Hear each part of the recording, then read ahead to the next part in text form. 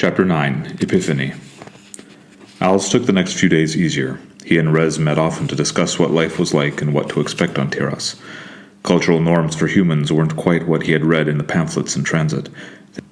They had probably been written before relationships between the Manisae and humans had really developed. It turned out that he would not have to step so lightly as he had thought when broaching subjects with the native population. That is, except for archaeology, apparently.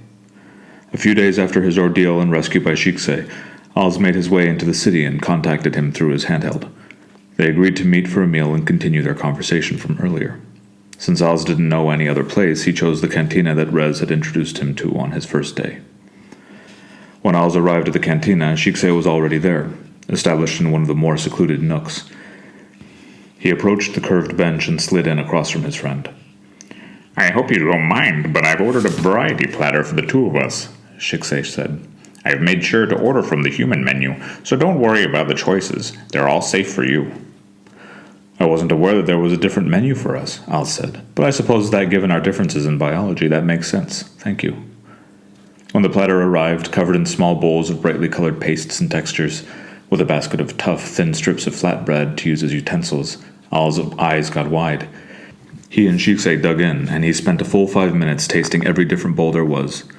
"I think I like this one the best," he said, pointing to a bright orangish-red paste near the center of the platter. Interesting that you would choose that one. Usually it is off-putting for humans. I've only known one other who enjoyed it as much as you."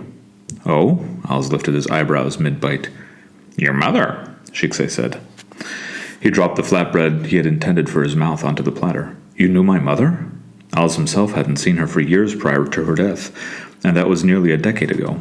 The pain of her loss had subsided over time, but the shock of her mention jarred his memories of her to the forefront of his mind. For some reason, the feelings of loss welled up inside him stronger than he remembered them being. Yet another change his mind was going through these days.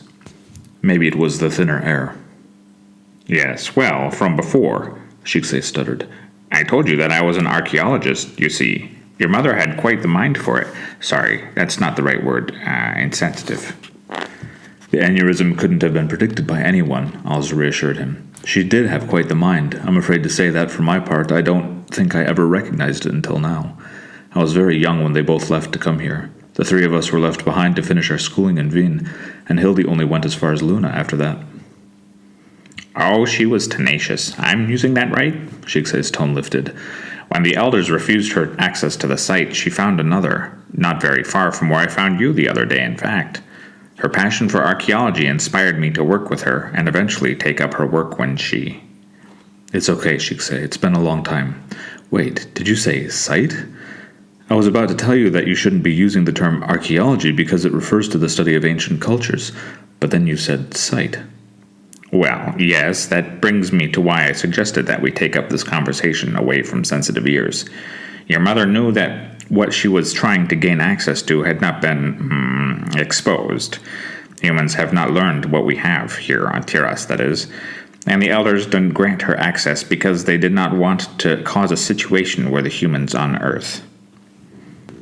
I believe your father was working on convincing them to work with your confederation to gradually release the news, though that seems unlikely now." "I'm afraid I'm a bit behind here. You still haven't explained what site you were referring to a minute ago. I'd never heard of my mother being interested in archaeology either." "Of course, my apologies. I had better start further back, though. When the Manisae decided to stay here on Tiras, they evaluated many different locations to build what would eventually become Zelmas. They chose the current location due to the proximity of evidence indicating a previous civilization. They wanted to study it in hopes of learning about what they assumed was the natural progression of life to Earth, though that assumption was later disproved as it came to light that humans did not know of these ruins." Al's head was spinning. Mars had held life before the Manisae? Why had it been kept from Earth for so long, and why hadn't earlier astronomers even detected it? The questions began spilling into his mind as the news settled. Oddly, it seemed he was playing a matching game in his subconscious for all the questions in his head. Many of the questions would pop into mind just to be followed by an answer that could have only come from studied knowledge that, until recently, Alz hadn't possessed. He opened and closed his mouth like a fish, trying to decide what to ask first. but eventually just settled back into the bench and took up the now soggy chip and popped it into his mouth to keep it from working nonsensically. I understand that this is a lot of new information for you to process. I do not pretend to understand the capacity of human minds to conceive of such things, but there is more when you're ready for it. Alls raised a hand hesitantly. He was still playing catch-up with his mind, and images from his dream, or whatever it had been, kept butting in, interrupting his traffic jam of thoughts. I need a minute. This is getting complicated, he managed to get out after a moment. Shikse waited across the table from Alls, fidgeting in discomfort, wary of continuing. The next part was more important than the context that had already been explained, and potentially even more politically fraught. Eventually, Alls closed his eyes, took a deep breath, and then swallowed some water. Does this place serve anything else to drink? Perhaps something harder? Shikse motioned to the proprietor and spoke something in his language. The menace nodded and hobbled over to the bar to pour something, and brought it back, placing it in front of Alls.